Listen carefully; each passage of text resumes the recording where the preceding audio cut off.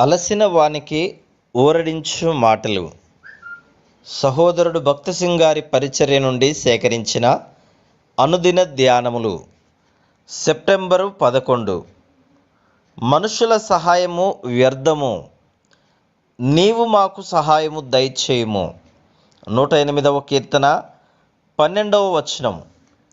కీర్తనల గ్రంథకర్త ఈ విధంగా రాయిచున్నాడు: యెహోవా వలననే నాకు సహాయము కలుగును. 121వ కీర్తన 2వ వచనం.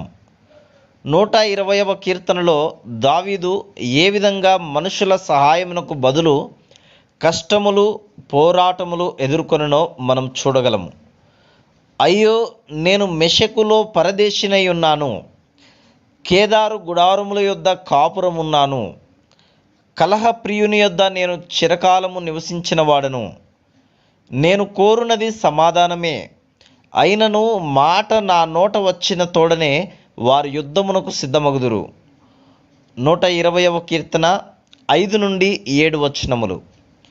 పిమ్మట అతడు నిస్సహాయ స్థితిలో దేవునికి మొరపెట్టినప్పుడు దేవుడే అతనిని ఆదరించెనని తెలియచున్నది. కొండల తట్టు నా కనులెత్తుచున్నాను. 121వ కీర్తన 1వ వచనం. దావీదు మనుషుల వైపు చూచుట మానివేసి తన దృష్టిని బలమైన ప్రేమగల దేవునిపై నిలిపెను. ఆయన భూమి ఆకాశములపై అధికారము గల దేవుడు.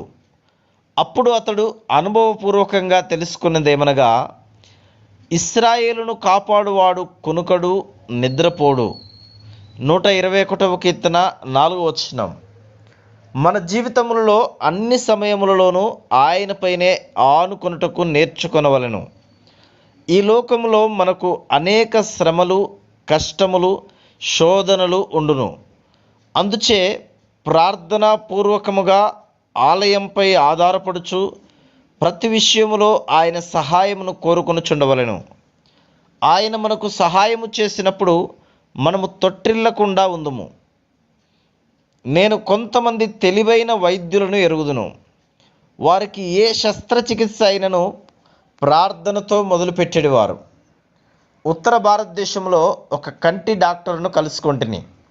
అతడు ఎన్నో ఆపరేషన్లు చేసినను తన సొంత శక్తి లేక నైపుణ్యముపై ఆధారపడక ప్రతి ఆపరేషన్కు ముందు ఈ విధంగా ప్రార్థించేవాడు: ఓ దేవా, నా చేతులను పట్టుకొని నడిపించుము, నైపుణ్యమును దయచేయుము. దేవుడే తప్పక సహాయము చేయునను ధైర్యముతో ఆపరేషన్ చేసేటివాడు.